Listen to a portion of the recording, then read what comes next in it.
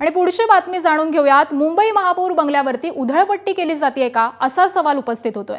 मुंबई महानगरपालिकेच्या महापौर बंगल्यावरती जानेवारी 2026 मध्ये साधारण 75 लाख खर्चून विविध दुरुस्ती आणि सुविधा उभारणीची कामं ही पूर्ण करण्यात आल्याचा दावा संबंधित कंत्राटदारानं पत्राद्वारे केलाय। तर या कामामध्ये पेंटिंग, पॉलिशिंग, बाथरूम आली, इलेक्ट्रिकल कामं, डीजी रिपेअर, त्याचबरोबर जुनी पाण्याची टाकी हटवणं, त्याचबरोबर परिसरामधील विविध सुविधा उभारण्याचा समावेश आहे। मात्र 16 फेब्रुवारी 2026 रोजी महापौरांच्या भेटीदरम्यान पुन्हा मोठ्या प्रमाणावरती बदल आणि अतिरिक्त कामंही करण्यात आल्याचं समोर आलंय। त्यामुळे काही दिवसांपूर्वीच पूर्ण झालेल्या 75 लाखांच्या कामांची गुणवत्ता आणि उपयुक्तता यावरती प्रश्नचिन्ह निर्माण झालंय। याच पार्श्वभूमीवरती आता तब्बल 3 कोटींच्या नव्या कामांना मंजुरी देण्यात आलेली आहे। 75 लाख रुपये पाण्यात गेले का असा सवाल या निमित्तानं उपस्थित झालाय।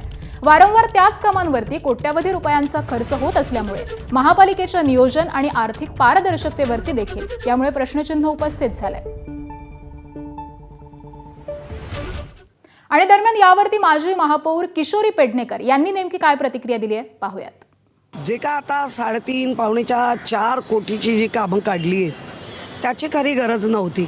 आता वाटाणे आहेत मुंबईकरांना रस्त्यावरच्या कंटेनरमध्ये, म्हणजे महापौरच्या समोरचा जो झाडांचा भाग आहे तिथे कंटेनर टाकून ते ऑफिस बनवलं जाणार आणि जो ऑफिस होतं ते ह्यांनी बैठकीचं दालन बनवलं आहे। मुळात मला काही कळत नाही, ते गाणं आहे ना, मैं लुटने आई यूपी बिहार, तसं हे वाटतंय हम लुटने आए मुंबई, घाटकोपर की आई मुंबई लुटणे। खरं गरज नव्हती एवढं मोठं सिव्हिल। आता हे तर सिव्हिल वर्क आहे, ह्याच्यापुढे फर्निचर आहे, ह्याच्यापुढे झुंबर बघा किती किती लाखाचे कोटीचे आहेत।